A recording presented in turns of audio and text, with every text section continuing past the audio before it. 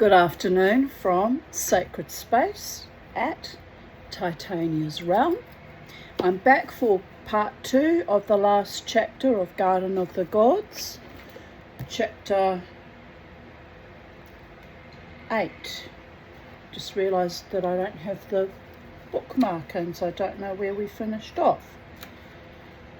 Well, that's going to be a bother, isn't it? I'll have to try and locate it. Anyway, the time is 5:38 p.m, still on the 2nd of March 2026, Monday. I've got some very, very good news. Came out of left field, took me completely by surprise actually, but I'm very grateful but also anxious and triggered because yes, came out of left field. But I received a call from the dental hospital that I attend at Hurston, and they had a cancellation for tomorrow, and they booked me in for 10 to 3 to work on the root canal on that tooth, which really it's this one that needs repairing and that one that's causing pain. But you know what? I said to the young lady that rang me, nurse or receptionist, I don't know who she was actually, I said, never mind, I said, progress is progress. I've been slowly rotting here with all my teeth all going at once, so I'm grateful that you'll see me tomorrow. But it came as such a surprise that I was like, man, and then tomorrow I'll have to hit the ground running, make sure I get there in time and parking, and then when I come out I'll be in considerable pain. Well, actually no, I won't if they give me enough anaesthetic to hold me till I get home. So there won't be any story reading tomorrow because I won't have the mobility and the good old noshes and gnashes and jaws to carry on like a pork chop like I do every day with you. And anyway, it might behoove me to take a little bit of a break from reading stories to you every day because I get very tired, and it's been a very long journey, this one, but I've enjoyed it. Like, don't get me wrong, but we'll see. I might take a break at least for tomorrow because yeah, post root canal I usually feel a bit psychotic and weakened and vulnerable and cry a lot and have pain, so we don't want that. You don't want to see that, people of Earth. Right. We'll continue on with part 2, which I think we broke off at, yes, down the bottom of page 733. Aren't I good? I've got a good memory for an old duck with complex PTSD and all my other issues. I'm still firing on 4 cylinders, even with 3 very bad teeth and not feeling all that well. Don't ask me how I do it. I made it just fell out of the bowl. Oops, all over my book. Right, I'll have to come back and I'll have to wash that off pronto. One moment. But I made Atsuki bean hummus. So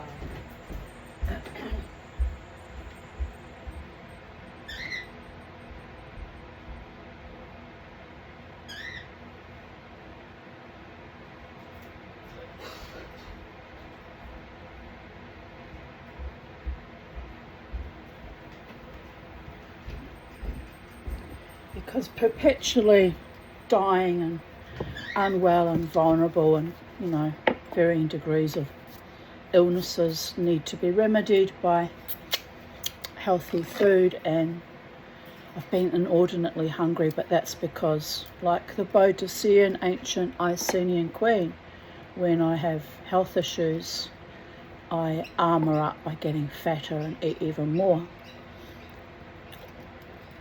which is counterproductive, but I've known for some time that that's what I'm doing.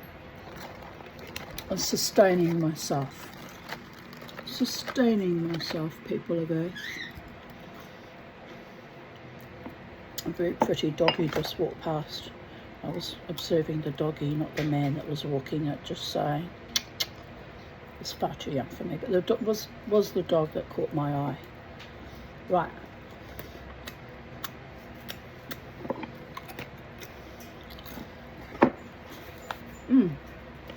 That's just what I needed.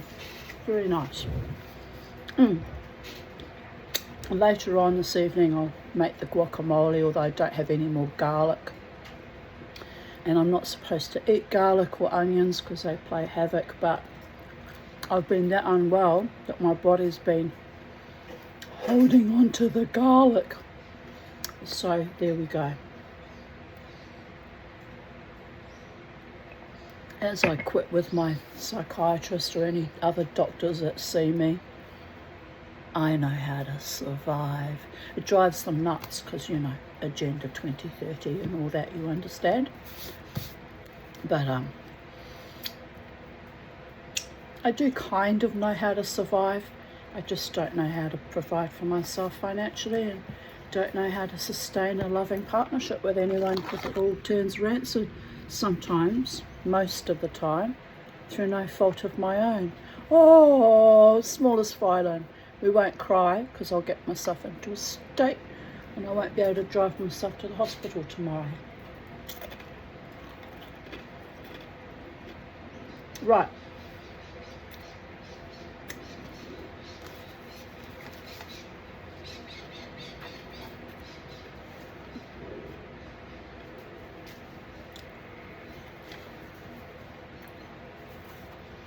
So,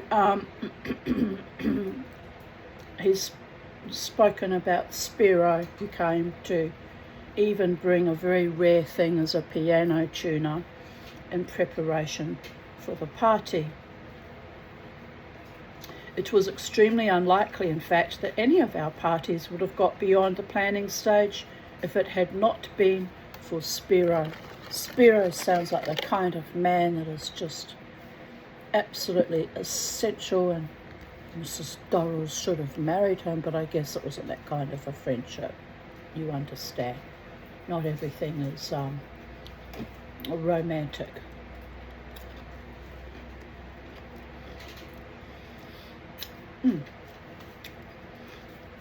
At last, everything was ready. The sliding doors between the dining room and drawing room. I fed the turkeys, that's why you hear the bowl being thrown around. They broke all the little porcelain bowls, all of them.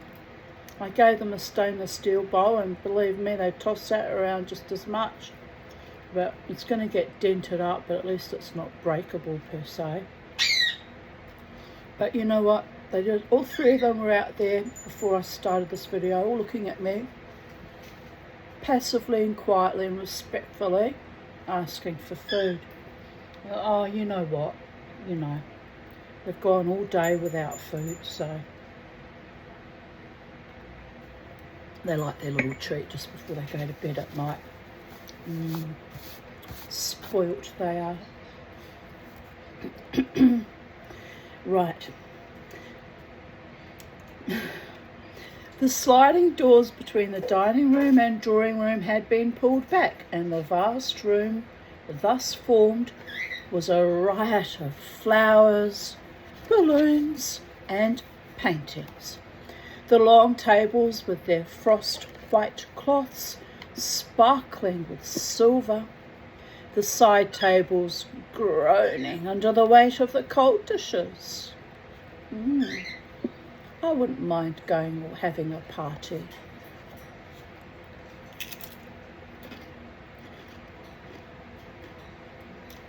A real party where your friends all come and you all just act silly as gooses and silly as geese and just have a wonderful time. I want to cry when I think about that. Never mind, people of Earth. I have the wild scrub turkeys, Kermie and Byron. Tomorrow I'll have at least one of my major toothy problems resolved. And on we go, and on we go. Life goes on. Someone must have seen me struggling on my YouTube videos and advocated for me.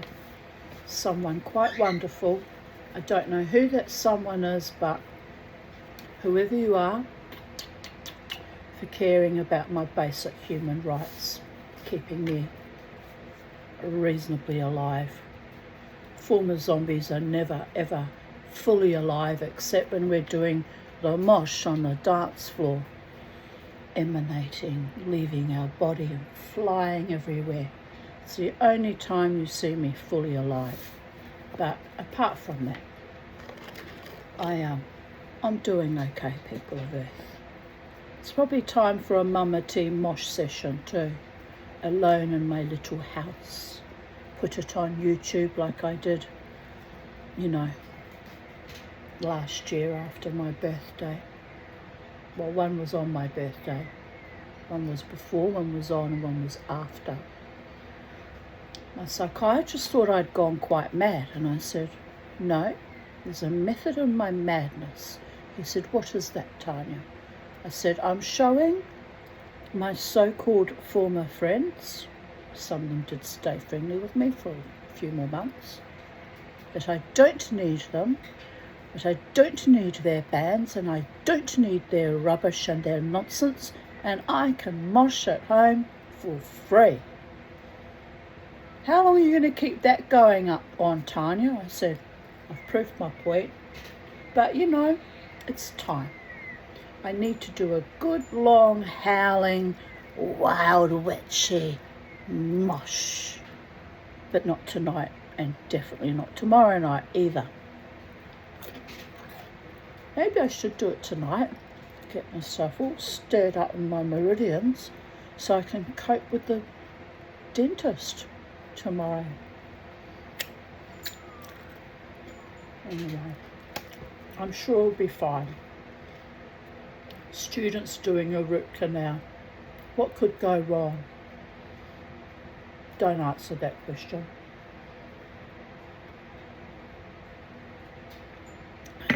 At least they'll be gentle with me, people of Earth, because they're learning, and they're very good, really. They are very kind, usually. It's not them, it's me. I go into, complex PTSD, disassociation, and stress. It's actually no one's stuff but mine.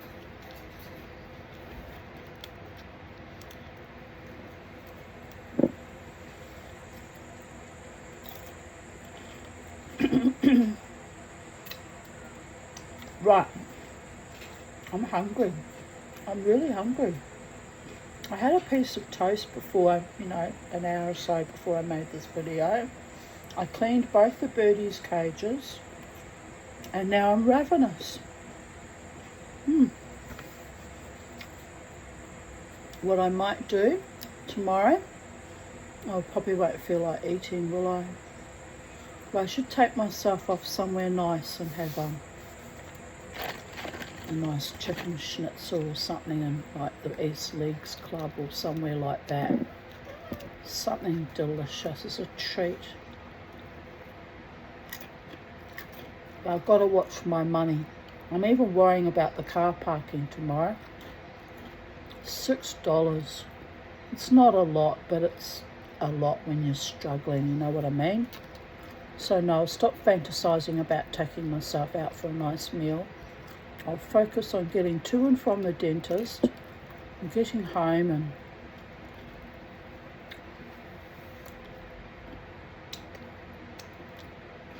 I'll be gentle with myself, because I tend to overcoat, in situations like that. Right, we'll carry on. The side table's groaning under the weight of the cold dishes. A suckling pig. Oh, I can't think of anything more revolting. But, I am Jewish after all. Brown and polished as a mummy, even more nauseating. And when they've got the apples in their mouths and their little snout. Oh, it's like add insult to injury. Anyway, with an orange in his mouth. That's unusual. Lay beside a haunch of wild boar, sticky with wine and honey marinade, thick with pearls of garlic and the round seeds of coriander. Oh yeah, that would be nice actually. Coriander, wine and honey. Pork. But still, you know, if you're hungry, even though I'm Jewish, I was raised on that food. If you're really hungry and there's nothing else on offer, I've been known to let go some of my more kosher, genteel attributes. But I have to be really bloody hungry and there has to be really nothing else to eat.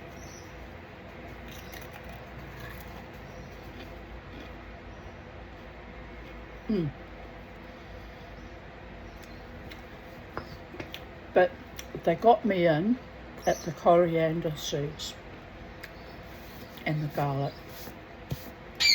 My body's craving garlic. It's trying to keep me alive by the gods. A bank of biscuit brown chickens. I loved chickens.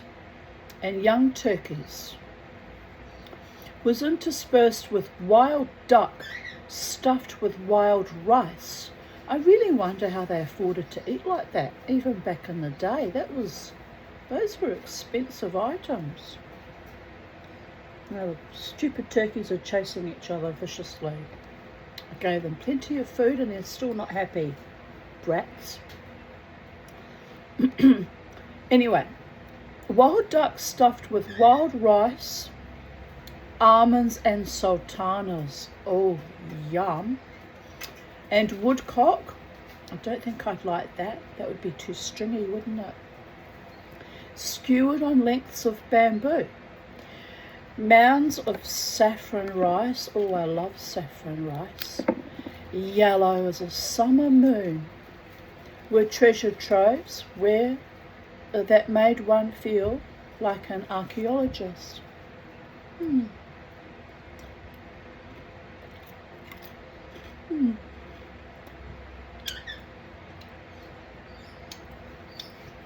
Here comes the boy.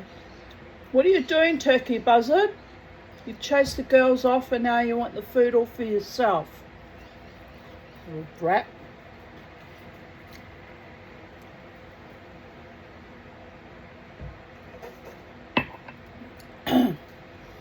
So thickly were they encrusted with fragile pink strips of octopus, toasted almonds and walnuts. Oh my god, can't afford to eat like that anymore. Almonds and walnuts and pecans, Brazil nuts, all my favourite things. Cost a fortune. Cost a fortune. I need to find myself a niche where I can make so much money that I don't have to rely on a human being, man, for anything. Self-sufficient. I can afford all my favourite nuts again. Because a nut must have her nuts.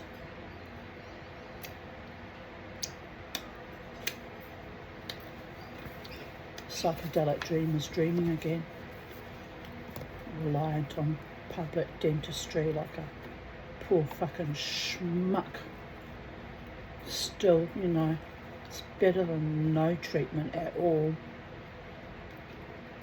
I'd actually given up all hope. I didn't even bother to contact them, and I'll just let it go septic and die. Might be a kindness. Might be kinder than this constant fucking suffering I've gone through for 60 3/4 years. But here we go again. Tomorrow will be another day in paradise.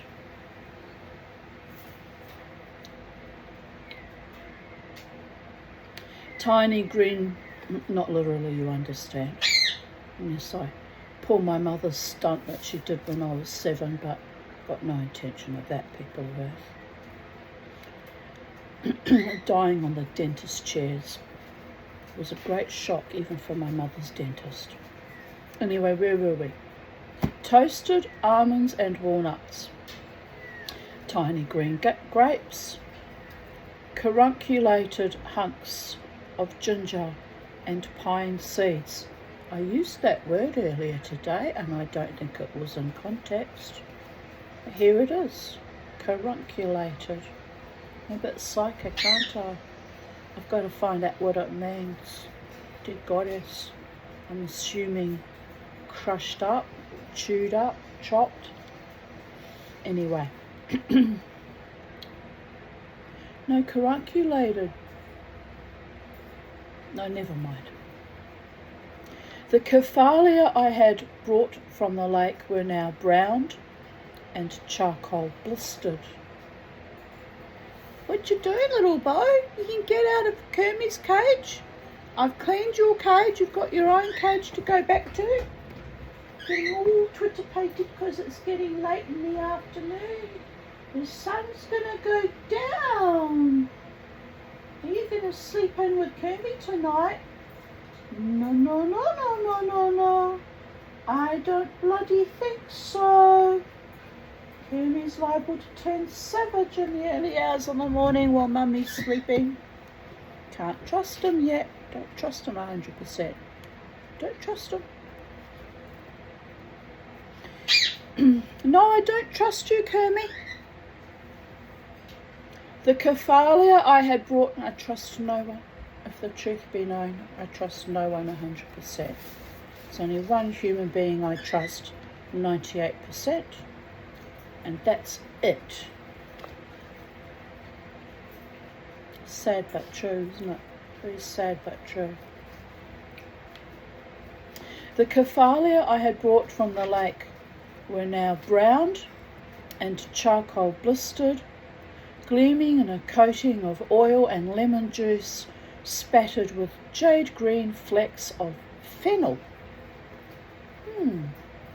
Sounds nice. They lay in ranks on the huge plates, looking like a flotilla of strange boats tied up in harbour. I was about to say I'd love to go to one of their parties, but then I realised octopus, fish I'm not fond of either, pig, boar. There'd be nothing for me to eat except maybe the chickens and the young turkeys and wild duck.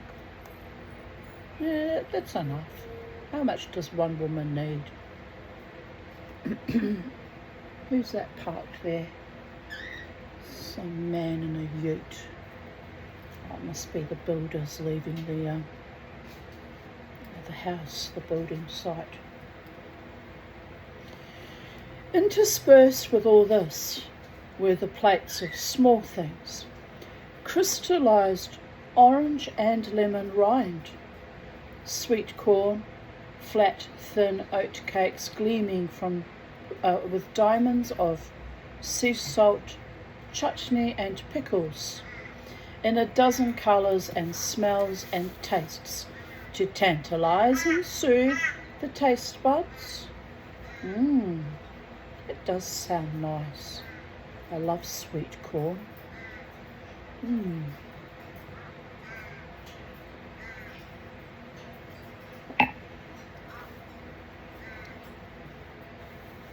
Chutneys and pickles and oatcakes, oh my.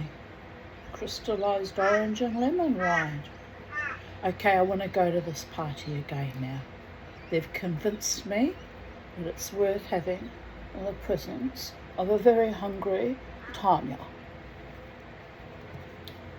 Just depends what's for dessert. It's dessert that can be the clincher, people of Earth. Here was the peak of the culinary art. Here 100 strange roots and seeds had given up their sweet essence. Vegetables and fruits had sacrificed their rinds and flesh to wash the fowl and the fish in layers of delicately scented gravies and marinades. The stomach twitched at this bank of edible colour and smell. You felt you would be eating a magnificent garden. A multicoloured tapestry, and that the cells of your lungs would be so filled with layer upon layer of fragrance that you would be drugged and immobile like a beetle in the heart of a rose. The dogs and I tiptoed several times into the room to look at the succulent display. We would stand until the saliva filled our mouths and then reluctantly go away. We could hardly wait for the party. Gigi, whose boat had been delayed, arrived on the morning of his birthday, dressed in a ravishing peacock blue outfit, his turban immaculate. I do love peacock blue.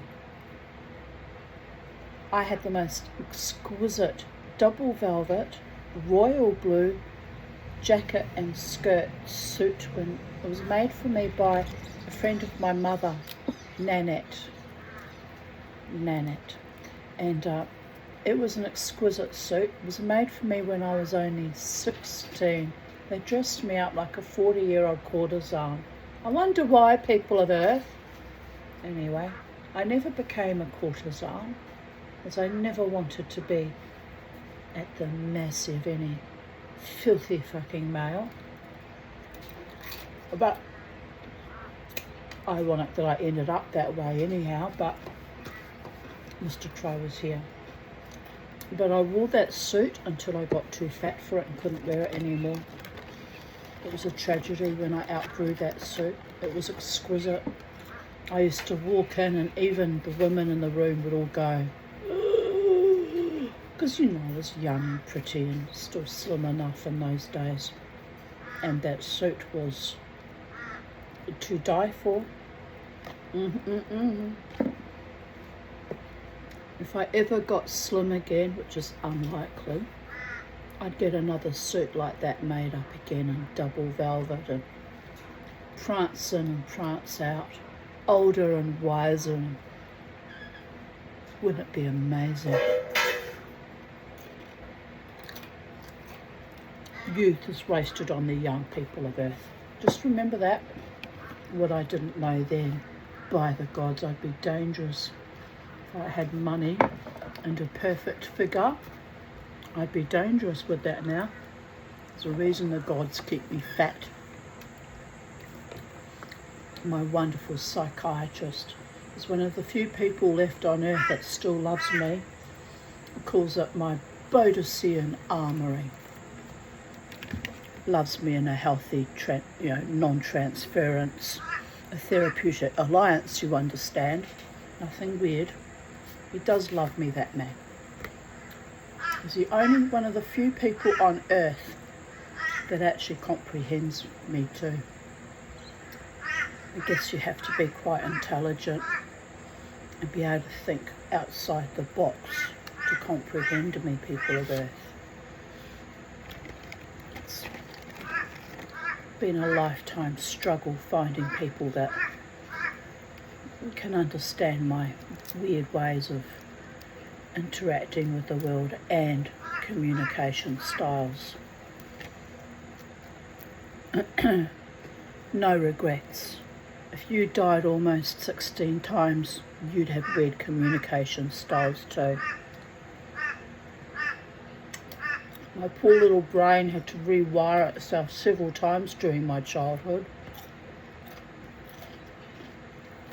Bacterial meningitis and near drownings and measles and whooping cough when I was only 4 years old. That was the first serious threat to my life by the gods.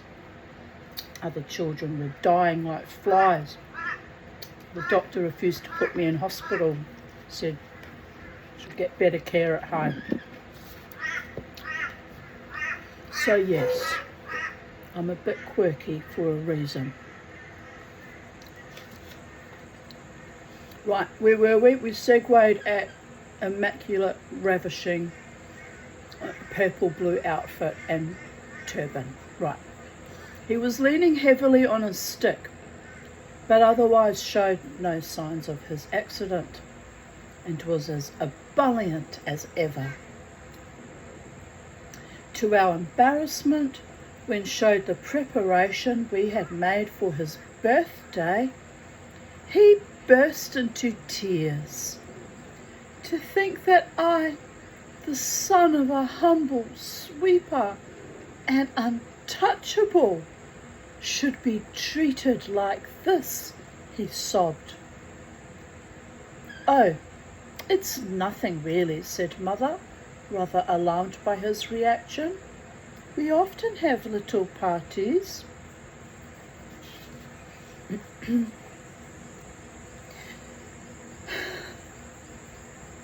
No, I won't say it, I'll be good. As our living room looked like a cross between a Roman banquet and the Chelsea flower show, this gave the impression that we always entertained on a scale that would have been envied by the Tudor court. How did they afford it? How did they afford it? Nonsense, Gigi, said Larry. You, an untouchable? Your father was a lawyer. Well, said Gigi, drying his eyes, I would have been untouchable if my father had been a different caste. The trouble with you, Lawrence, is that you have no sense of the dramatic. Think of what a poem I could have written. Written, he wrote. The Untouchable Banquet. What's an untouchable? Margot asked Leslie in a penetrating whisper. It's a disease, like leprosy, he explained solemnly. My God, said Margot dramatically. I hope he's sure he hasn't got it. How does he know his father isn't infected? Margot, dear, said Mother quellingly, go and stir the lentils, will you? We had a riotous picnic lunch on the veranda, with Gigi regaling us with stories of his trip to Persia, modern-day Iran, which is now in a state of war,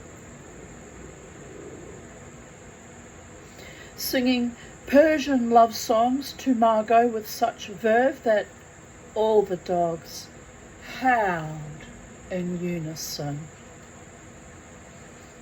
Oh, you must sing one of those tonight, said Margot, delighted.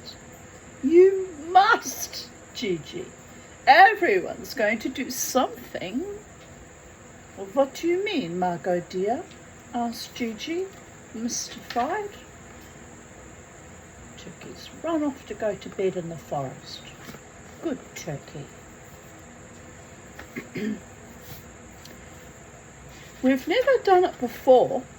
It's a sort of cabaret. Everyone's going to do something, Margot explained. Lena's going to do a bit of opera, something out of the Rosy Cavalier. Theodore and Kralevsky are going to do a trick by Houdini. You know, everyone's going to do something. So you must sing in Persian.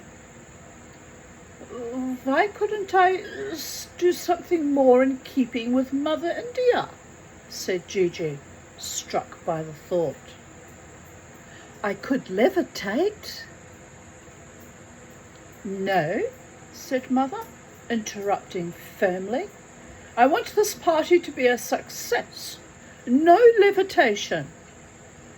Why don't you be something typically Indian? Suggested Margot. I know. Be a snake charmer. Yes, said Larry.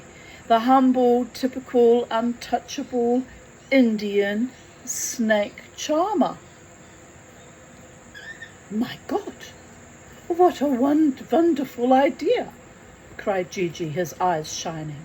I will do so. Anxious to be of service, I said I could lend him a basket of small and harmless slow worms for his act. Oh dear goddess.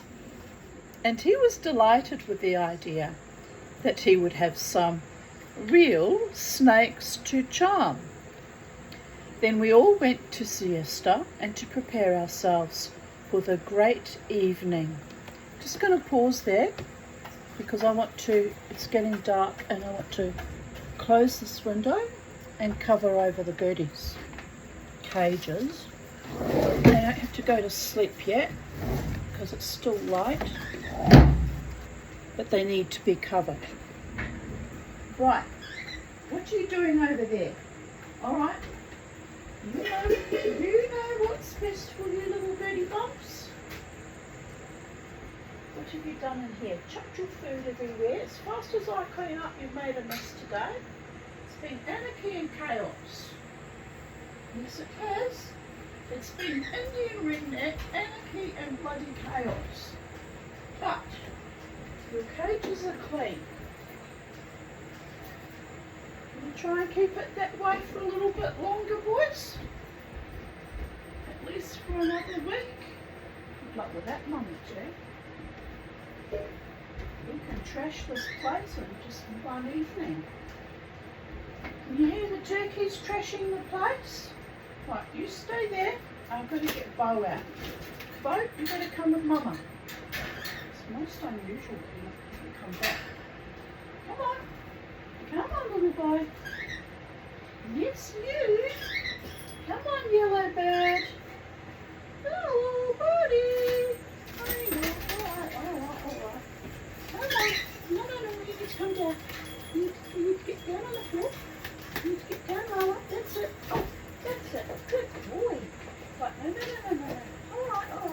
Oh, my goodness. Oh, what a alakazam. Mwah. I love you. Here you go.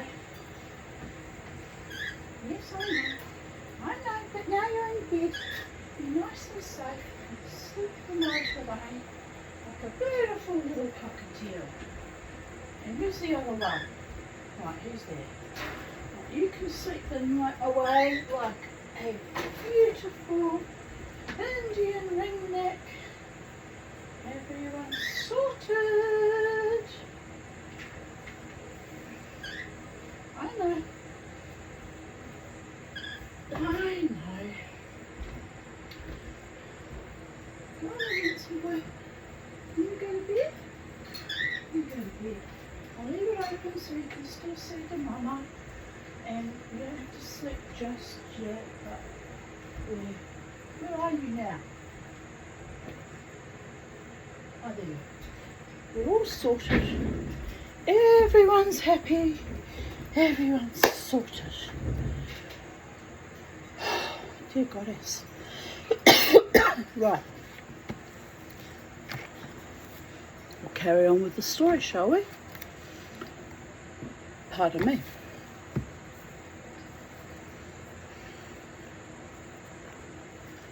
The sky was striped green and pink, which is the colour of my dress, and smoke grey. And the first owls had started to chime in the dark olives when the guests began to arrive.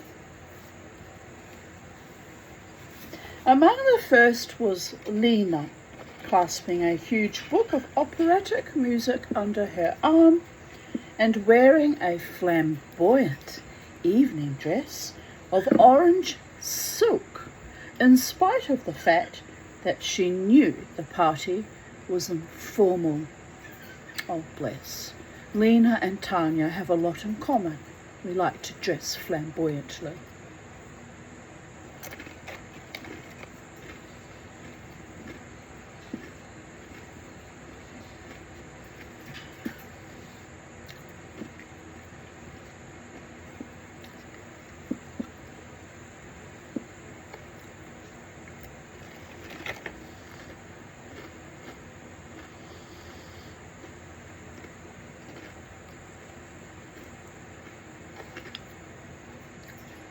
Drank all my bloody tea. Damn it.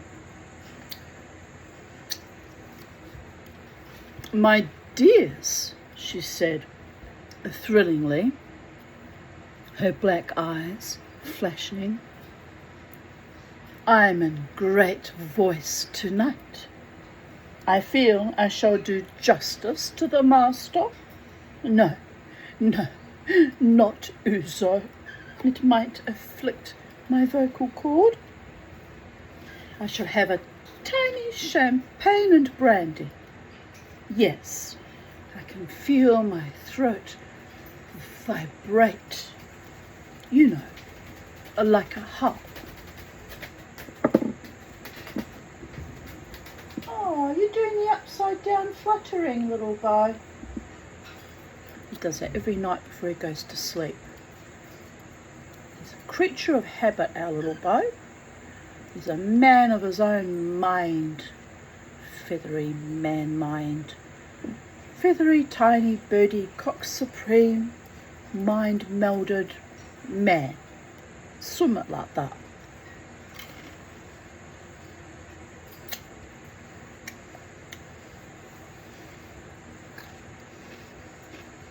That turkey's still here. I thought they went off to the forest. It's probably the one that gets left with the scraps that the boy leaves. Always a greedy bird.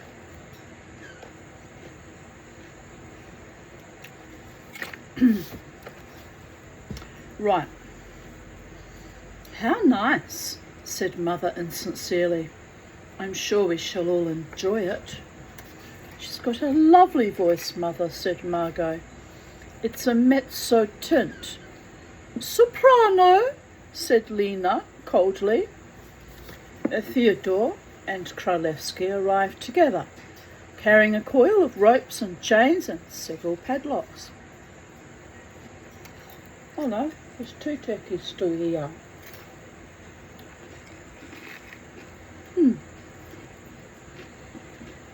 Won't be long before they start sleeping here. Sleeping in my tulip tree. But I happen to know where their favourite tree is, where they sleep at night, as I found it only a few weeks ago, walking along the path that leads to the forest. Right. I hope, said Theodore, rocking up and down on his toes, I hope our little illusion will be successful. We have, of course, never done it before. I have done it before, said Kralewski with dignity. It was Houdini himself who showed me. He even went so far as to compliment me on my dexterity. Richard, he said, for we were on intimate terms, you understand? It's got a whole different meaning these days, but we do understand indeed.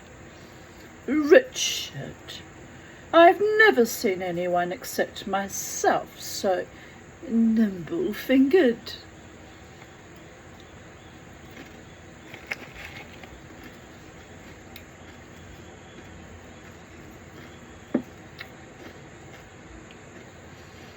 Really? Said Mother. Well, I'm sure it will be a great success. And the nose is itchy now. Dear goddess. Captain Creech arrived wearing a battered top hat, his face strawberry red, his thistledown hair looking as though the slightest breeze would blow it from his head and chin. He staggered even more than usual, and his broken jaw looked particularly lopsided. It was obvious that he had been priming himself well before his arrival. Mother stiffened and gave a forced smile as he lurched through the front door. My, you look really sumptuous tonight, said the captain, leering at Mother and rubbing his hands, swaying gently. "You've put on some weight lately, haven't you?" "I don't think so," said Mother primly. The captain eyed her up and down critically. "Wow, you seem to have a better handful in your bustle than you used to have," he said. I would have said, "Get off my property right now. Never darken my doorstep again."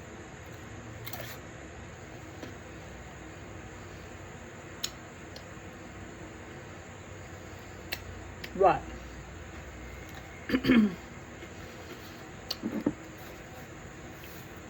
I would be glad if you would refrain from making personal remarks, Captain, said Mother coldly.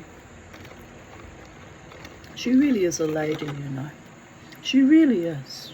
I have to take my hat off to her.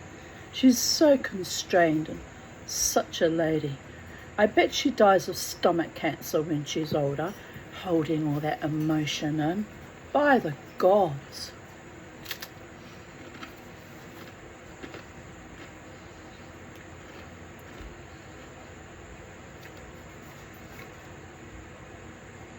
The captain was unabashed. "It doesn't worry me," he confided. "I like a woman with a bit of something you can get your hands on. A thin woman's no good in bed, like riding a horse with no saddle." "I have no interest in your preference, either in or out of bed," said Mother with asperity. "And now, if you'll excuse me, I have to go and attend to the food. I wouldn't have fed that man. He would have left my home, cap in hand, boot fairly planted up his tuchus. No food at all."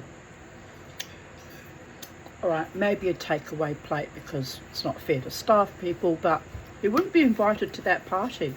How the hell did he even worm his way back in again? I don't know.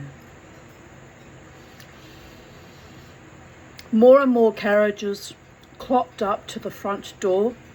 More and more cars disgorged guests. The room filled up with the strange selection of people the family had invited. In one corner, Kraleski, like an earnest, hump-backed gnome, was telling Lena about his experiences with Houdini. "Harry," I said to him, for we were intimate friends, you understand. "Harry, show me what secrets you like. They are safe with me. My lips are sealed." The double entendre is just stunning, isn't it? Dear goddess. Kralevsky took a sip of his wine and pursed his lips to show how they were sealed. "Really?" said Lena, with total lack of interest. "Well, of course, it's different in the singing world. We singers pass on our secrets. I remember Gracia Tupti saying to me, 'Lena, your voice is so beautiful. I cry when I hear it. I have taught you all I know. Go, carry the torches of our genius to the world.'" "I didn't mean to imply that Harry Houdini was secretive," said Kralevsky stiffly. "He was the most generous of men. Why, he even showed me how to saw a woman in half." "My dear, how curious it must feel to be cut in half," mused Lena. Think of it. Your bottom half could be having an affair in one room while your other half was entertaining an archbishop. How droll." "It's only an illusion," said Kralevsky, going pink. So is life, replied Lena soulfully. So is life, my friend.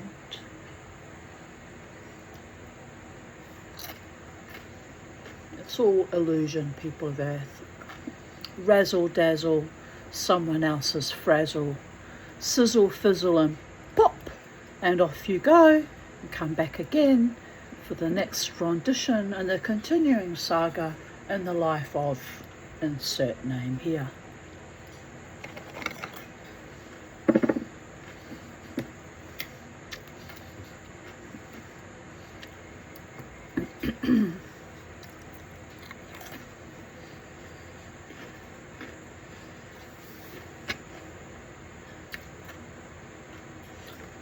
The noise of drinking was exhilarating.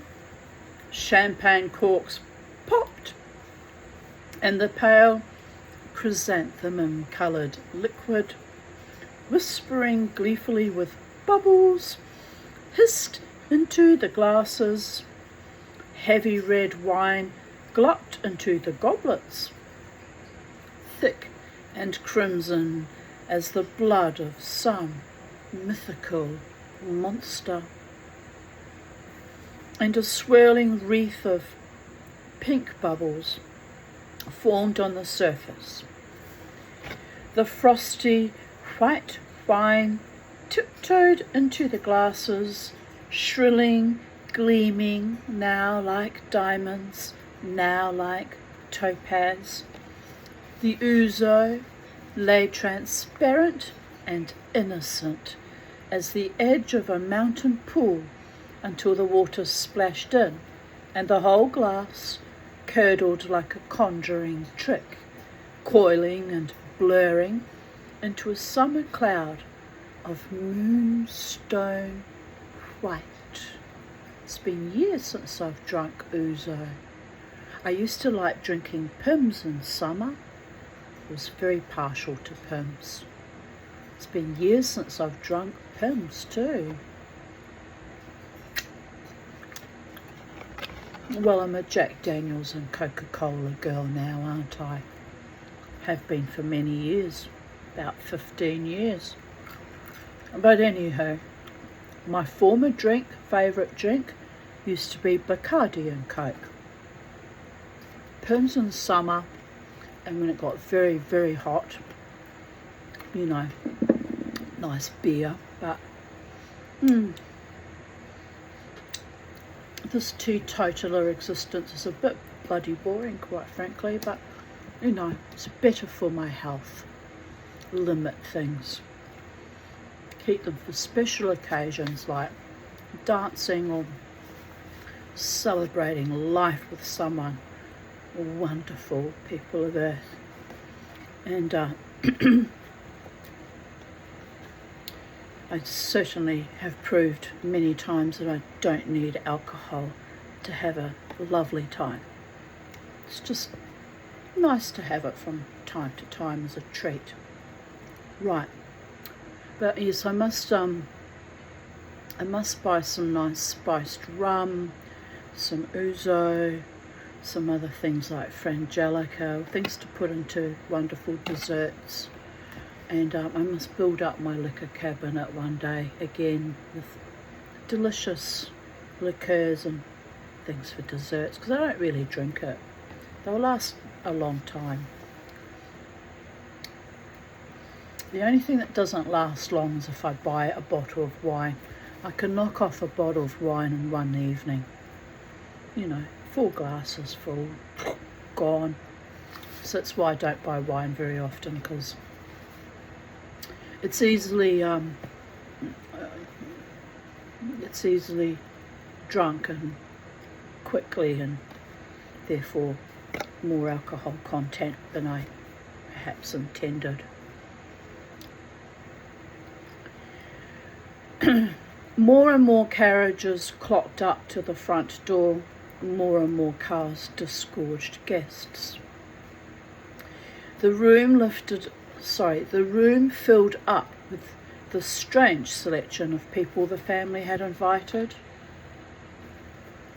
In one corner, Kralevsky, like an earnest, humpbacked gnome, was telling Lena about his experiences with Houdini.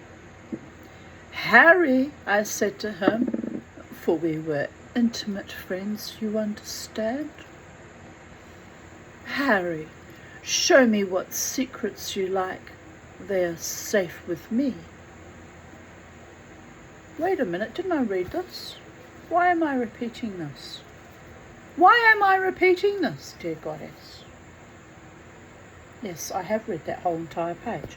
Sorry, the Mama T's doing what she does best, drifting in some multi-dimensional part of the multiverse, and completely lost the bloody plot.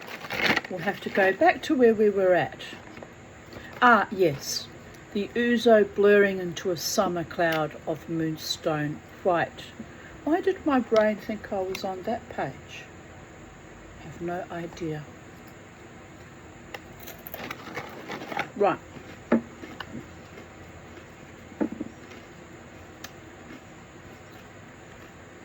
I'm getting tired. And there's quite a lot of chapter to go. Probably another video. So it is what it is. We'll see how I forge ahead, people of Earth. My infamous fourth or fifth wind can be formidable.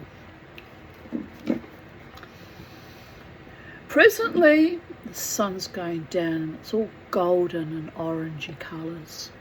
It's very pretty.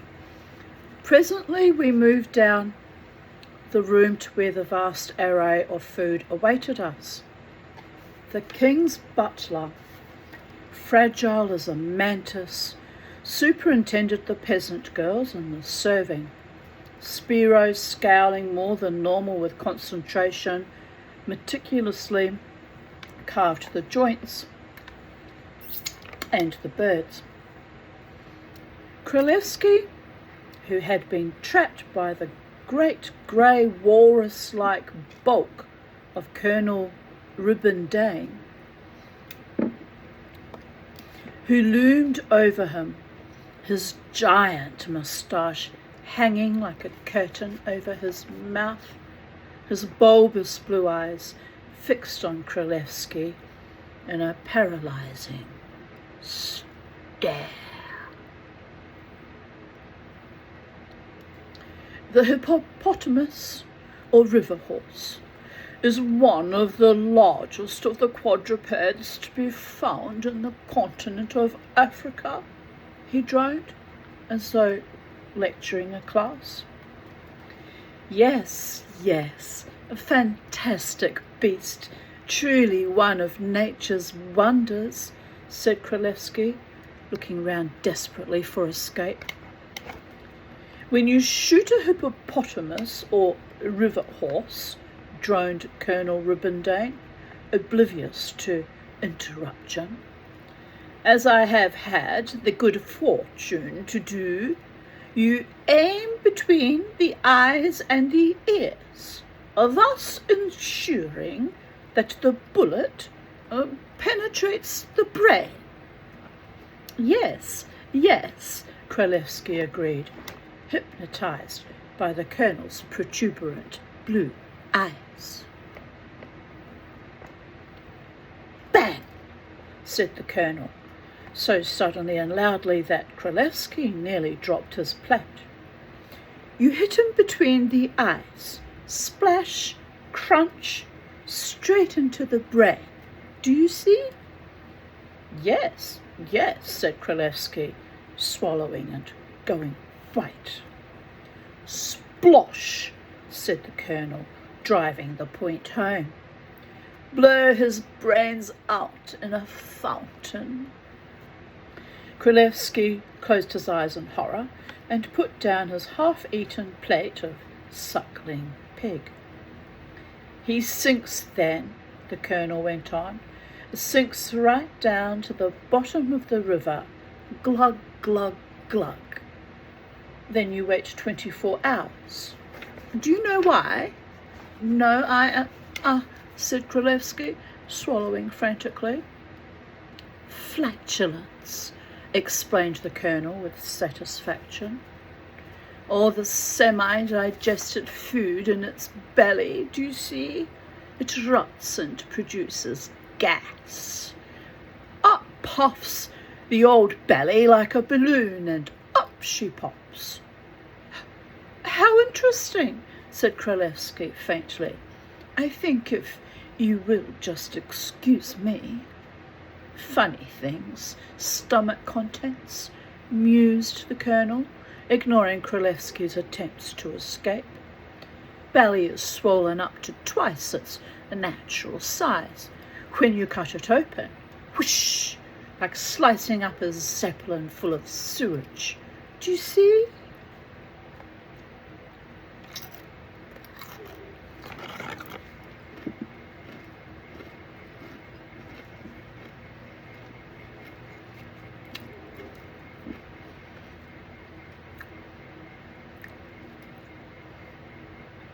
Kralevsky put his handkerchief over his mouth and gazed round in an anguished manner. Different with the elephant, the largest land quadruped in Africa, the colonel droned on, filling his mouth with crisp, suckling pig. Do you know the pygmies cut it open, crawl into the belly, and eat the liver all raw and bloody, still quivering sometimes? Funny little chaps, pygmies. Negroes, of course. Dear God, I hate this man. He's insufferable. But that's how they used to talk like and think like back in the day. Some people never outgrew it, did they? It's awful. Oh, foul.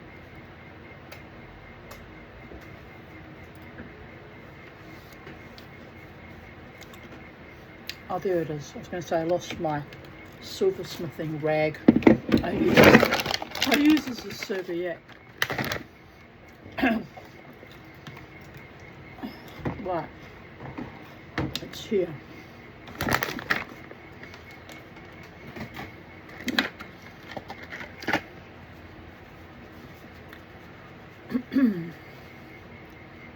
Kralevsky, now a delicate shade of yellow-green, escaped to the veranda where he stood in the moonlight taking deep breaths. Kralevsky needs to galvanize himself a stronger stomach.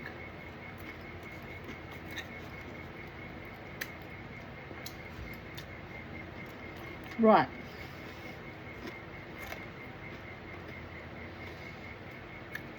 The suckling pig had vanished. The bones gleamed white in the joints of lamb and boar, and the rib cages and breastbones of the chickens and turkeys and ducks lay like the wreckage of upturned boats.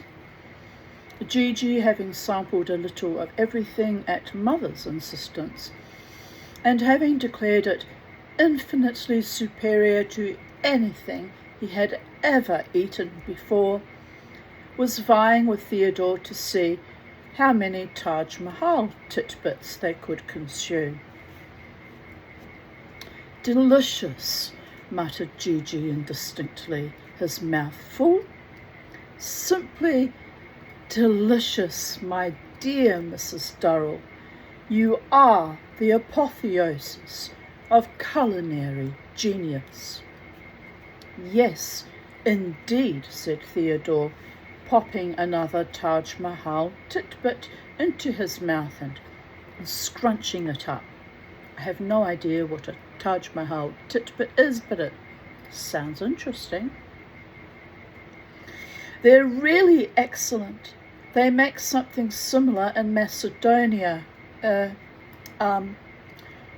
with goat's milk.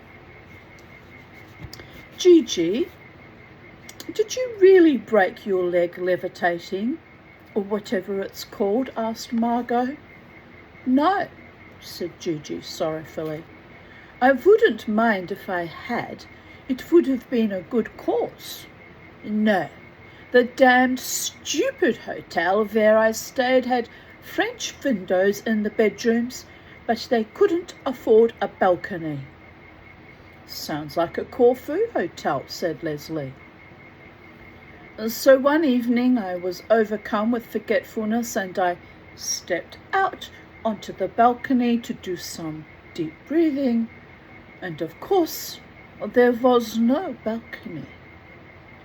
You might have been killed, said Mother. Have another titbit. What is death? Asked Gigi oratorically.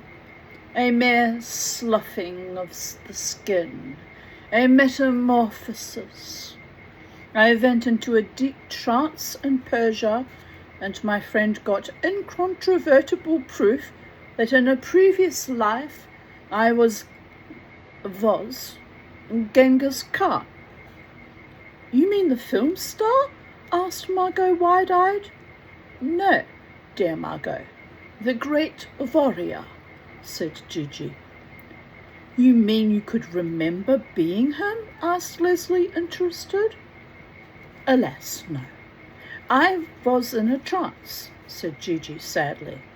One is not allowed to remember one's previous lives. You can't have your cake and eat it, explained Theodore, delighted in having found an opportunity for a pun. I wish everybody would hurry up and finish eating, said Margot. Then we could get on with the acts. To hurry such a meal would be an insult, said Gigi. There is time. The whole night stretches before us. Besides, Jerry and I have to go and organise my supporting cast of reptiles.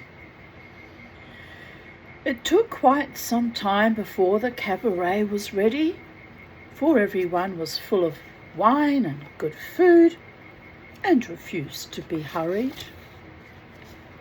Eventually, however, Margot got the cast assembled. She had tried to get Larry to be Master of Ceremonies, but he had refused. He said that if she wanted him to be part of the cabaret, he was not going to be Master of Ceremonies as well. In desperation, she had had to step into the breach herself. Blushing slightly, she took up her place on the tiger skin by the piano and called for silence. Ladies and gentlemen, she said, tonight, for your entertainment, we have a cabaret of the best talent on the island, and I'm sure you will all enjoy the talents of these talented talents. She paused, blushing, while Kralevsky gallantly led the applause. I would like to introduce Konstantino Megalotopoulos. I can't do it. Megalotopoulos, she continued, who is going to act as accompanist. I can barely read English now, never mind attempt quirky Greek names. Well, it's all Greek to me, isn't it? By the gods and goddesses. All very, very Greek to me. I'm going to have to practice that name because it's coming up again, by the goddess. Right. A tiny, fat little Greek, looking like a swarthy ladybird, trotted into the room, bowed and sat down at the piano.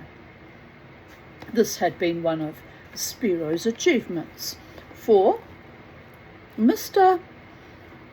Megalotopoulos I mean, you have to laugh. A draper's assistant could not only play the piano, but read music as well. A very cultured man for one with such a complicated name. And now, said Margot, it is with great pleasure that I present to you that very talented artist, Lena Mavrokondas, accompanied by Konstantino Megalotopoulos on the piano. I think I got it right that time. How am I doing? Am I doing all right? Am I a bit of all right? I can be a bit of all right when I get it right, which ain't often, so we won't get too excited. Go to the top of my casket, no chocolate fish. Chocolate fish was a fish shaped in marshmallow and coated in chocolate that was a prize in New Zealand schools for being the smartest, almost accomplished person in the class. Sometimes it was given to the sporting ones, and sometimes it was given to the academics, and sometimes it was given to those skilled in music or drama, or sometimes it was given to, whoever had done something astonishingly bloody good. I very rarely got the chocolate fish, not because I wasn't accomplished or academic enough, just 'cause, as per bloody normal, I wasn't bloody well liked. Oh, so really it was kind of a popularity thing as well. Fuck it. Anyway, on we go and on we go.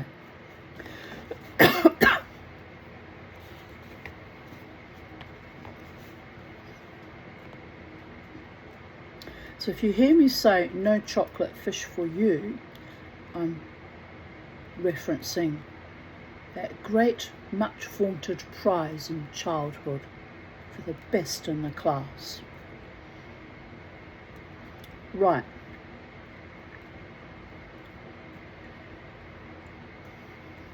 Lena will sing that great aria, I think they mean aria, from Rosie Cavalier, the presentation of the rose. Lena, glowing like a tiger lily, swept to the piano, bowed to Konstantino, placed her hands carefully over her midriff as though warding off a blow, and began to sing. Beautiful, beautiful, said Kralevsky as she finished and bowed to our applause. What virtuosity! Yes, said Larry. It used to be known as the 3V method at Covent Garden. 3V? Asked Kralevsky, much interested. What's that? Vim, vibrato, and volume, said Larry. Tell them I will sing encore, whispered Lena to Margot after a whispered consultation with Konstantino Megalotopoulos.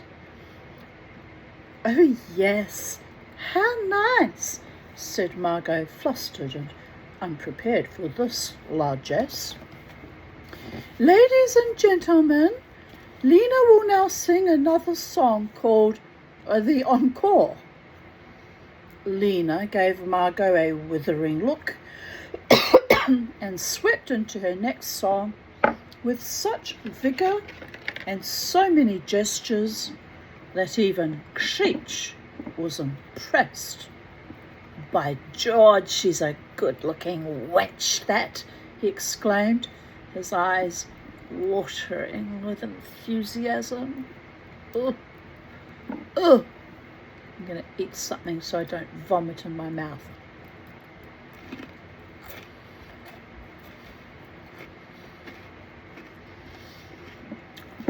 Yes, a true artiste, agreed Kralevsky. What chest expansion, said Creech admiringly.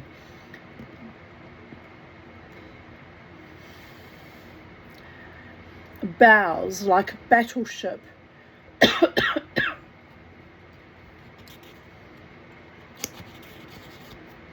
Lena finished on a zither-like note and bowed to the applause, which was loud but nicely judged in warmth and length to discourage another encore.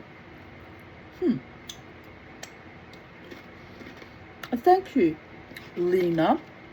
That was wonderful.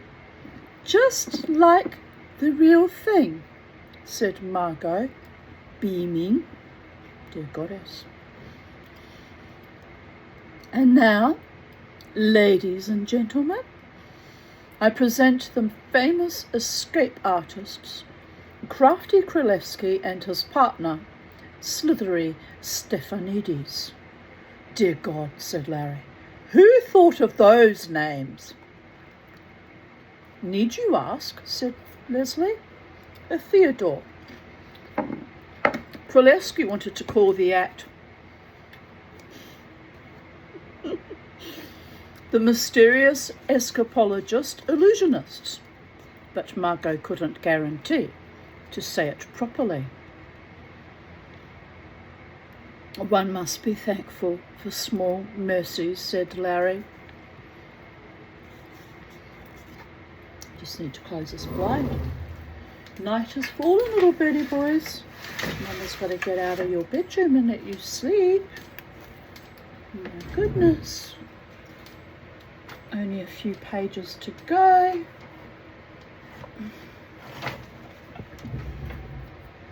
How many more pages?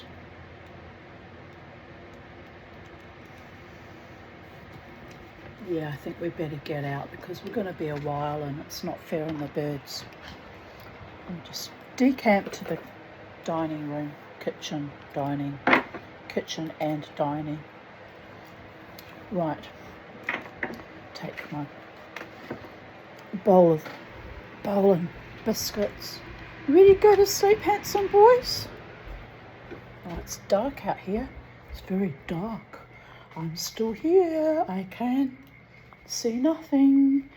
I just have to go on. Feel alone. Right, we've reached the table. Put a light on. Pop you here. Nearly missed the edge of the table by all the gods. Right. You have a seat, beautiful boys. I love you. Where's my bed? Where is he? Why are you sleeping there? You gotta stop sleeping there. Sleep on your swing. Crazy bird. Might have to put your old swing back since you don't want to sleep on the new one. Stubborn birdie. Very stubborn. Right.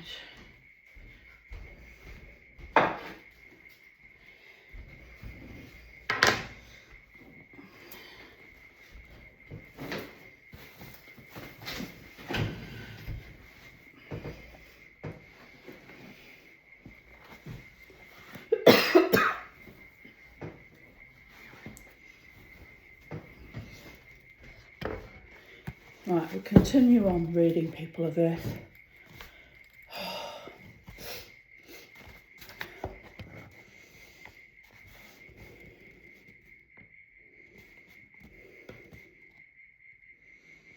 Theodore and Królewski clanked onto the floor near the piano, carrying their load of ropes and chains and padlocks.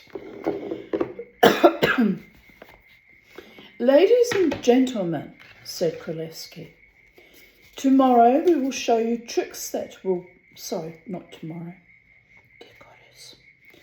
Tonight we will show you tricks that will baffle you. Tricks so mysterious that you will be agog to know how they are done. He paused to frown at Theodore, who had dropped a chain on the floor by mistake. For my first trick, I will ask my assistant not only to bind me securely with rope, but chain as well.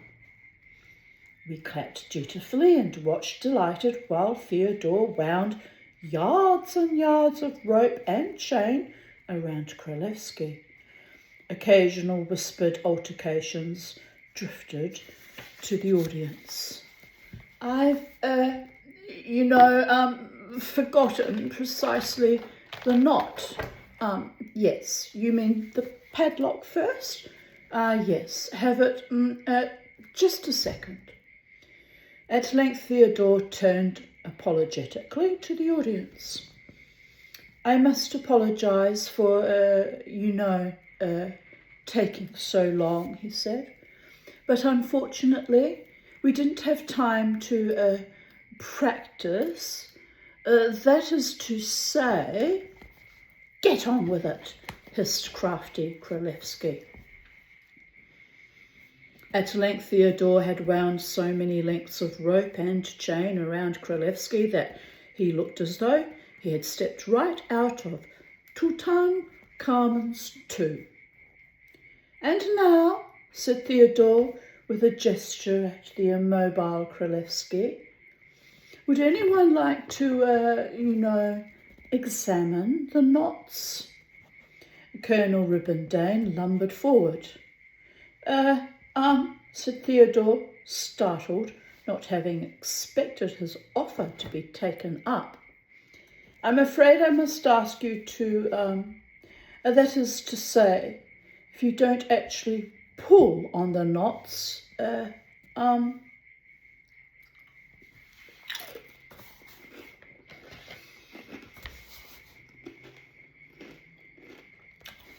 Colonel Ribbendane made an inspection of the knots that was so minute one would have thought he were chief warder in a prison. At length, and with obvious reluctance, he pronounced the knots good. Theodore looked relieved as he stepped forward and gestured at Kralevsky again. And now my assistant, that is to say, my partner, will show you how easy it is to, rid yourself of several yards, feet, I should say, though of course being in Greece, perhaps one should say meters. Several meters of a rope and chains.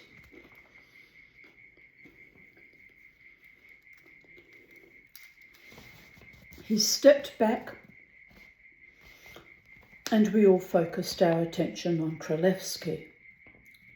A screen, he hissed at Theodore. Yes, said Theodore, and laboriously moved a screen in front of Kralevsky.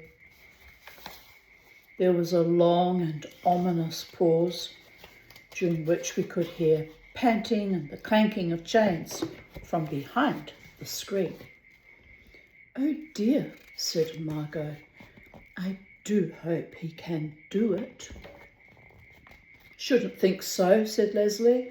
All those padlocks look rusty. But at that moment, to our astonishment, Theodore whipped away the screen and revealed Kralevsky's slightly purple of face and dishevelled, standing free in a pool of ropes and chains.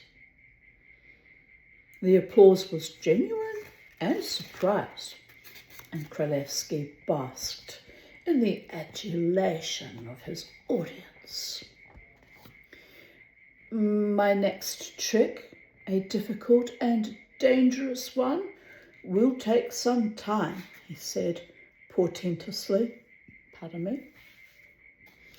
I shall be roped and chained by my assistant until the knots can be examined by, the sceptics among you, and then I shall be cast into an airtight box. In due course, you will see me emerge miraculously, but it takes some time for me to achieve this miracle. The next act will kindly entertain you. Spiro and Megalotopolopopoulos appeared dragging a large... I could speed that up but I get tongue-tied, so I'm not going to do it, okay? I'm doing the best I can. Appeared dragging a large and extremely heavy olive wood chest of the sort that used to be used for storing linen.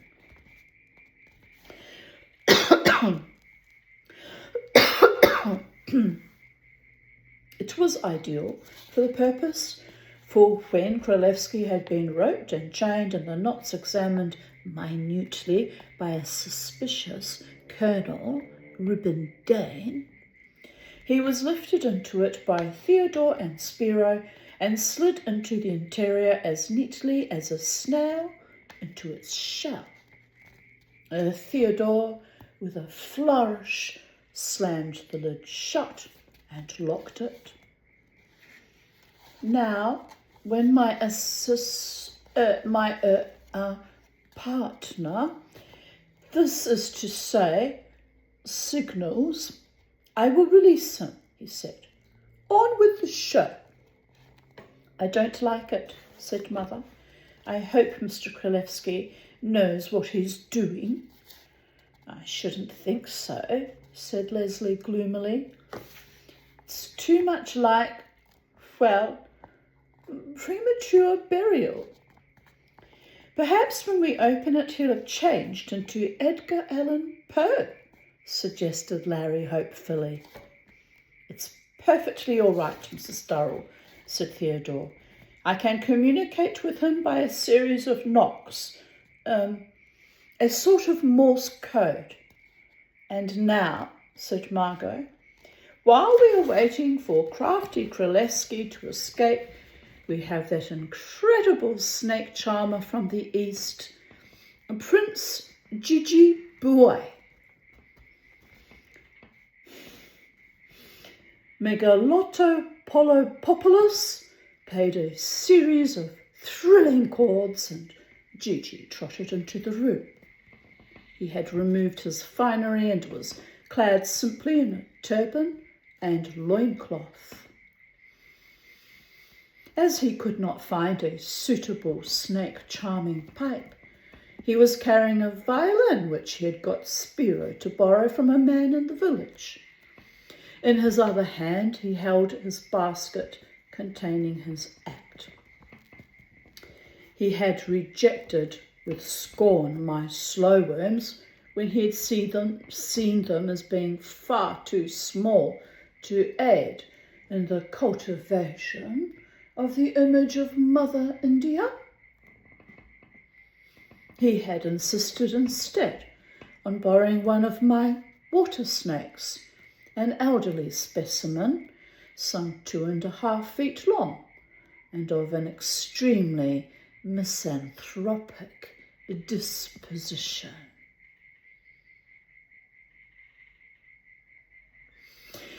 As he bowed to the audience, the top fell off the basket and the snake, looking very disgruntled, fell out onto the floor. Everyone panicked except Gigi, who squatted down cross-legged near the coiled snake, tucked the violin under his chin and started to play. Gradually the panic subsided and we all watched entranced as Gigi swayed to and fro, extracting the most agonizing noises from the fiddle, watched by the alert and irritated snake. Just at that moment came a loud from the box in which Królewski was incarcerated. Aha, said Theodore, the signal. He went to the box and bent over, his beard bristling as he tapped on it like a woodpecker. Everyone's attention was on him, including Gigi's, and at that moment the water snake struck. Fortunately, Gigi moved so that the water snake only got a firm hold on his loincloth. However, it hung on grimly and pugnaciously. "Ah! My God!" screamed the incredible snake charmer from the east. "Hey, Jerry, quick, quick, it's biting me in the crutch." It was, so, I'm going to have to laugh. "What did you do the other day?" "Oh, I got bitten in the crutch by a water snake. Just your average day. Don't mind me."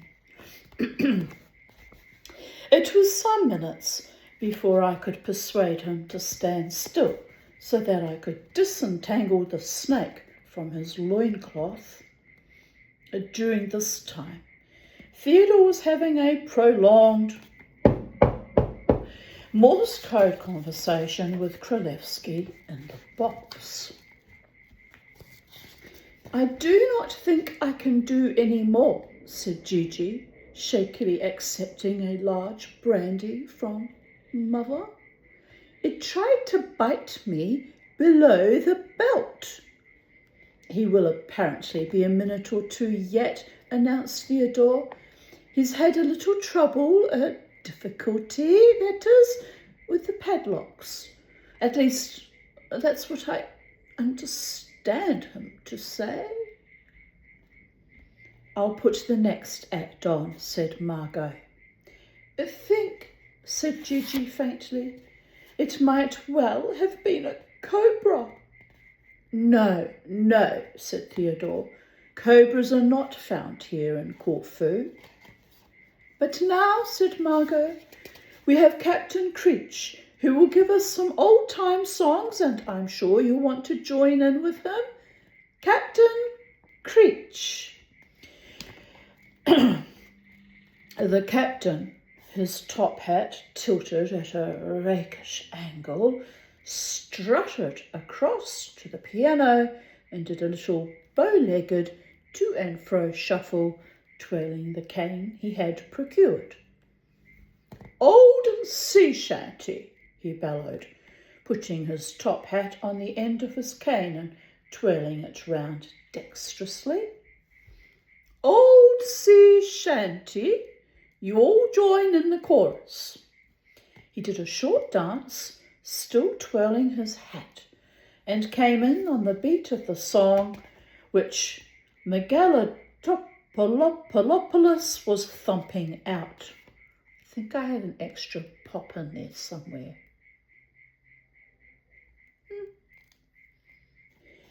Oh, Paddy was an Irishman, he came from Donegal, and all the girls, they loved him well, though he only had one ball, for the Irish girls are full of sense, and they didn't mind at all. For, as Paddy pointed out to them, 'twas better than none at all. Oh, fol-de-rol and fol-de-ray, a sailor's life is grim, so you're only too delighted if you get a bit excited, whether it's with her or him. "Really, Larry," said Mother, outraged, "is this your idea of entertainment?" "Why pick on me?" asked Larry, astounded. "It's nothing to do with me." "You invited him. Disgusting old man. He's your friend." "I can't be responsible for what he sings, can I?" asked Larry irritably. "You must put a stop to it," declared Mother. "Horrible old man." "He certainly twirls his hat round very well," said Theodore enviously. "I wonder how he does it." "I'm not interested in his hat. It's his songs." "It's a perfectly good music hall ditty," said Larry. "I don't know what you're going on about."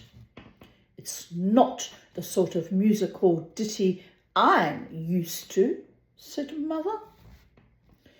Oh, Blodwen was a Welsh girl.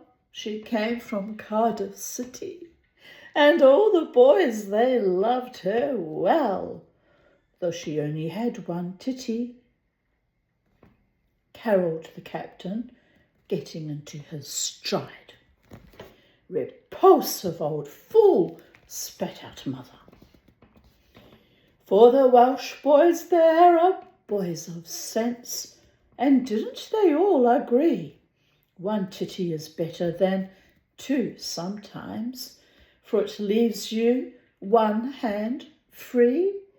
Oh, folderol and folderay, a sailor's life is grim. Even if you don't consider me, you might consider Jerry, said Mother. What do you want me to do? Write the verses down for him? Asked Larry. Do you know, hear a sort of tapping? Asked Theodore. Don't be ridiculous, Larry. You know perfectly well what I mean. I wondered if he might be ready. The trouble is, I can't quite remember the signal, Theodore confessed. I don't know why you always have to pick on me, said Larry, just because you're narrow-minded. I'm as broad-minded as anybody, protested Mother indignantly.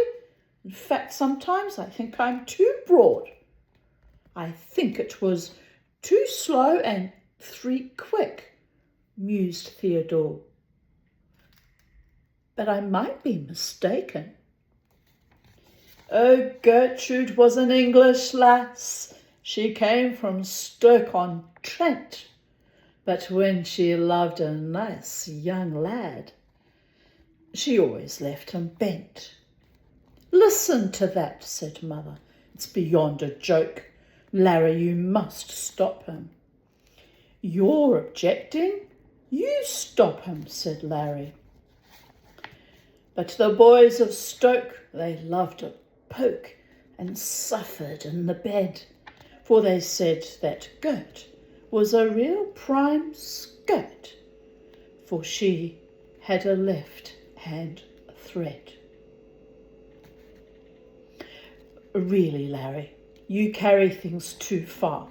It's not funny. Well, he's been through Ireland, Wales and England, Larry pointed out. He's only got Scotland to go, unless he branches out into Europe. You must stop him doing that, said Mother, aghast at the thought.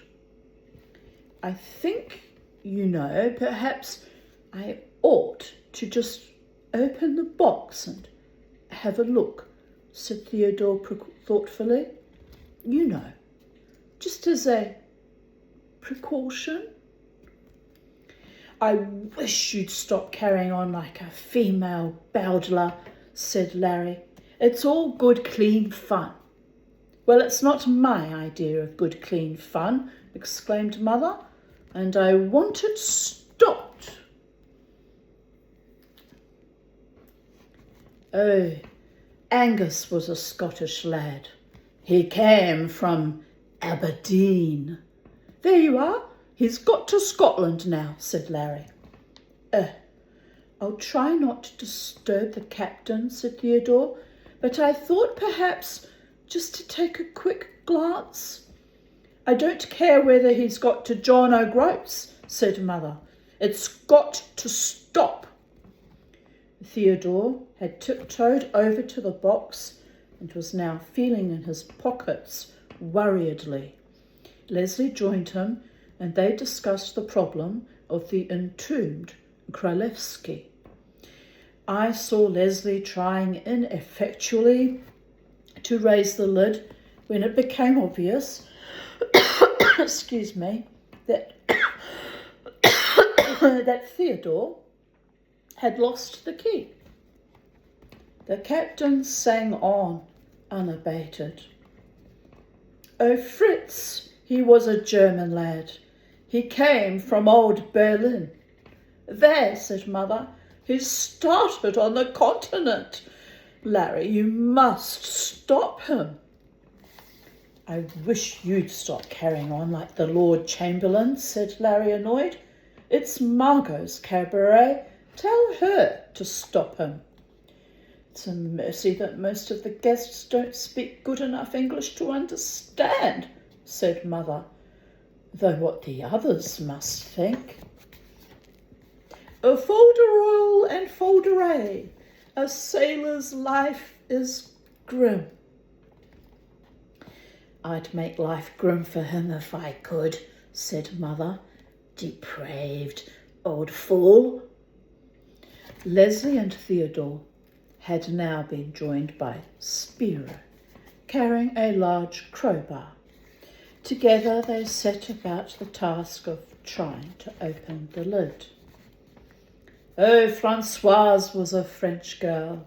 She came from the town of Brest, and oh, she lived up to its name, and gave the boys no rest. I do try to be broad-minded, said Mother, but there are limits. Tell me, my dears, asked Lena, who had been listening to the captain with care. What is left-hand thread? It's a sort of English joke, said Mother, desperately. Like a pun, you know. Yes, explained Larry. Like you say a girl's got a pun in the oven. Larry, that's quite enough, said Mother quellingly. The captain's bad enough without you starting. Mother, said Margot, having just noticed. I think Kralevsky's suffocating. I do not understand this pun in oven, said Lena. Explain me. Take no notice, Lena. It's only Larry's joke. If he's suffocating, ought I to go and stop the captain's song? Asked Margot. An excellent idea. Go and stop him at once, said Mother.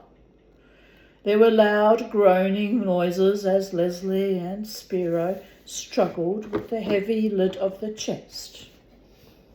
Margot rushed up to the captain. Captain, please stop, she said. Mr. Kralevsky's. Well, we're rather worried about him. Stop, said the captain, startled. Stop? But I've only just begun. Yes, well, there are more urgent things than your songs, said Mother frigidly. Mr. Kralevsky's stuck in his box. But it's one of the best songs I know, said the captain aggrievedly. It's the longest, too. 140 countries it deals with. Chile, Australia, the Far East, the lot. 140 verses. I saw Mother flinch at the thought of the captain singing the other 134 verses. Yes, well, some of the time, perhaps, she promised untruthfully, but this is an emergency. With a splintering noise like a giant tree being felled, the lid of the chest was finally wrenched open. Inside lay Kralevsky, still swathed in ropes and chains, his face an interesting shade of blue, his hazel eyes wide and terrified. Aha, I see we're a bit, premature, said Theodore. He hasn't succeeded in untying himself. Air, croaked Kralevsky. Give me air. I have to cough in sympathy with him right then. In interesting, said Colonel Ribbondane. Saw a pygmy like that once in the Congo, being trapped in an elephant's stomach. The elephant is the largest African quadruped. Do get him out, said Mother agitatedly. Get some brandy. Fan him, blow on him, shrilled Margot, and burst into tears. He's dying, he's dying, and he never finished his trick. Air, moaned Kralevsky as they lifted him out of the box.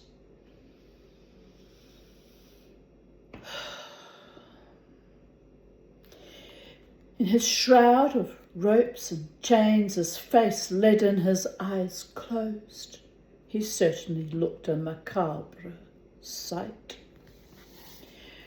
I think perhaps, the ropes and chains are a little constricting, said Theodore judiciously, becoming the medical man. Well, you put them on him, you get them off him, said Larry. Come on, Theodore, you've got the key for the padlocks. I seem, rather unfortunately, to have mislaid it, Theodore confessed. Dear God, exclaimed Leslie. I knew they shouldn't be allowed to do this. Damned silly. Spiro, can you get a hacksaw? They laid Kralevsky on the sofa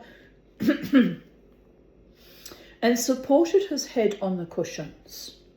He opened his eyes and gasped at us helplessly.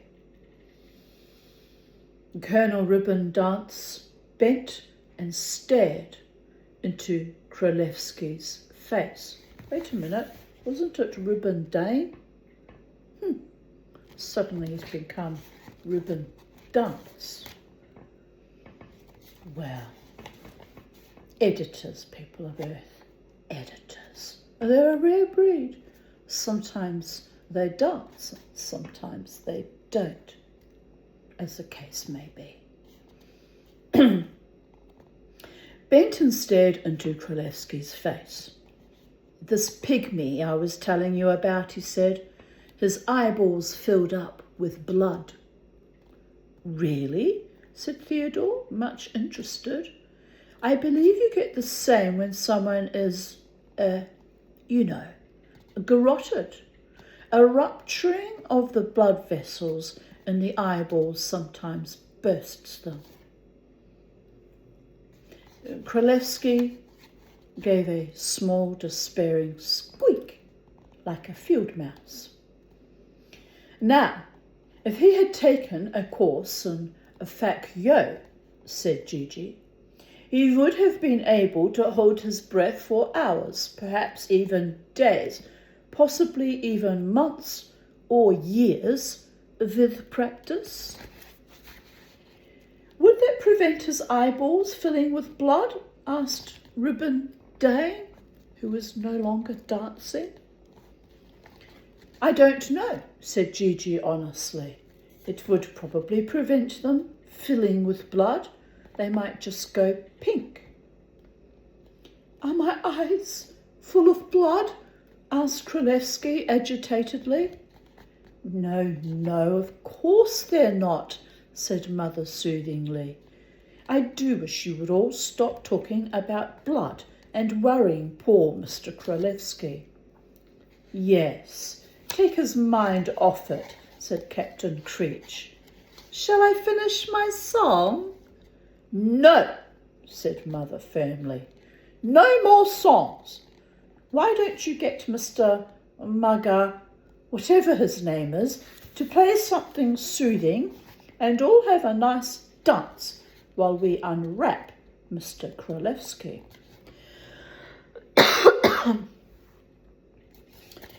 That's an idea, my lovely wench, said Captain Creech to Mother.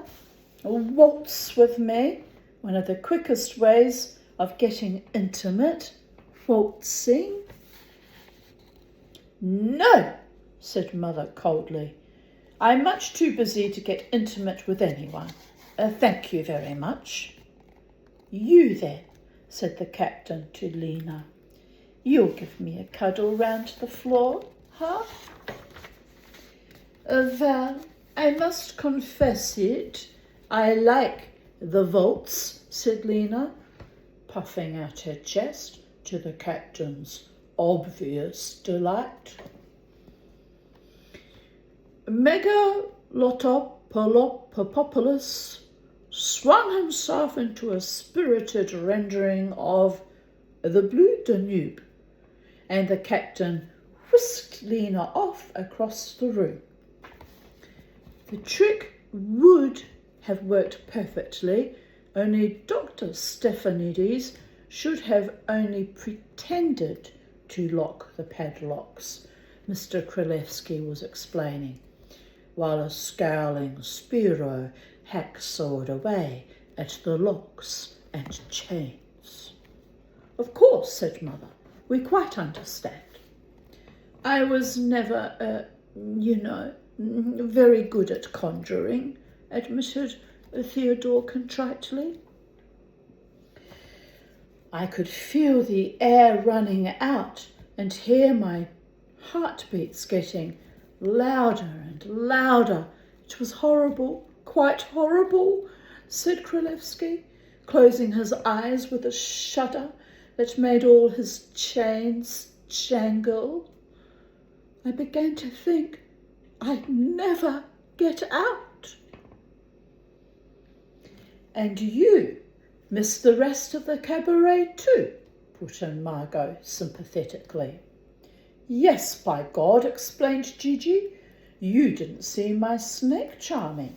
Damned great snake bit me in the loincloth, and me, an unmarried man. And then the blood started pounding in my ears, said Kralevsky, hoping to remain the focus of attention. Everything went black. But, it was dark in there, Theodore observed.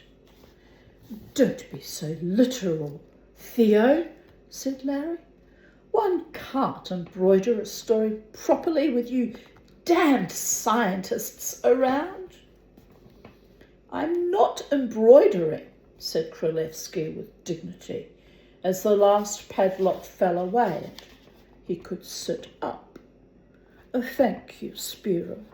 No, I assure you everything went as black as a nigger's bottom, offered Gigi helpfully. Gigi, dear, don't use that word, said Mother, shocked. It's not polite. What? A bottom? asked Gigi, mystified. No, said Mother, that other word. What? Nigger? He asked. But what's wrong with it? I'm the only nigger here, and I don't object. Spoken like a white man, declared Colonel Ribbondane admiringly. Well, I object, said Mother firmly. I won't have you calling yourself a nigger to me, or just as white as driven snow, suggested Larry. You know perfectly well what I mean, Larry, said Mother crossly. Well, went on Kralevsky, there was I with the blood pounding in my ears. Ooh, squeaked Margot suddenly. Just look what Captain Creech has done to Lena's lovely dress. We turned to look at that section of the room where several couples were gyrating merrily to the waltz, none with greater enthusiasm than the captain and Lena. Unfortunately, unbeknownst to either of them, the captain at some point must have trodden on the deep layer of frills, that decorated the edge of Lena's gown and wrenched them away. Now they were waltzing away, oblivious to the fact that the captain had both feet inside Lena's dress. Good heavens, a disgusting old man, said Mother. He was right about the waltz being intimate, said Larry. Another couple of whirls and they'll be wearing the same dress. Do you think I ought to tell Lena? Asked Margot. I shouldn't, said Larry. It's probably the nearest she's been to a man in years. Larry, that's quite unnecessary, said Mother. Just at that moment, with a flourish, Megalotopolopoulos brought the waltz to an end. Lena and the captain spun round and round like a top and then stopped. Before Margot could say anything, the captain stepped backwards to bow and fell flat on his back, ripping a large section of Lena's skirt away. There was a moment's terrible silence, while every eye in the room was riveted and fascinated on Lena, who stood there, frozen. The captain broke the spell, speaking from his recumbent position on the floor. My, that's a fine pair of knickers you're wearing, he observed jovially. I shouldn't laugh. It's not funny. But then it kind of is. Lena uttered what can only be described as a Greek screech, a sound that has all the blood-curdling qualities of a scythe blade scraped across a hidden rock, part lamentation, part indignation, with a rich, murderous overtone, a noise wrenched up, as it were, from the very bowels of the vocal cords. Gali Kursi would have been proud of her. It was, strangely enough, Margot who leapt into the breach and avoided what could have been a diplomatic crisis, though her method of doing so was perhaps a trifle flamboyant. She simply snatched a cloth from a side table, rushed to Lena and swathed her in it. This gesture in itself would have been all right, except that she chose a cloth on which there were reposing numerous dishes of food and a large 24-branch candelabra.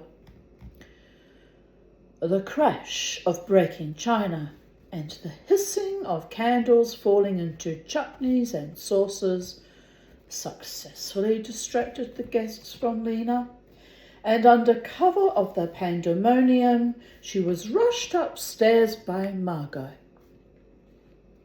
I hope you're satisfied now, said Mother accusingly to Larry. Me? What have I done? He inquired. That man, said Mother.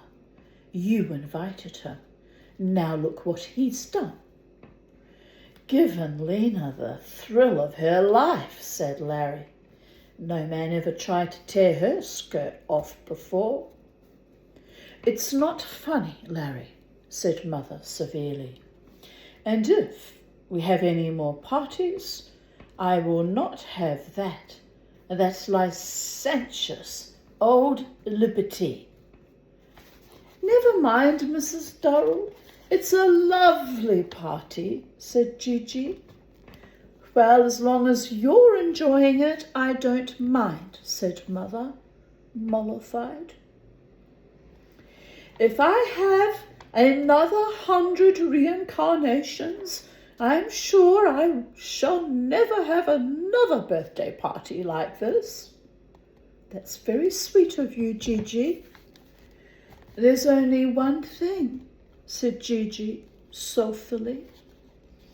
I hesitate to mention it, but what?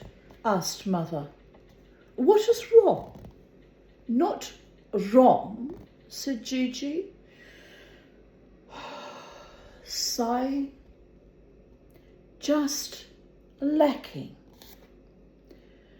Lacking? Asked Mother, alarmed. What was lacking? Elephants, said Gigi earnestly. The largest quadrupeds in India.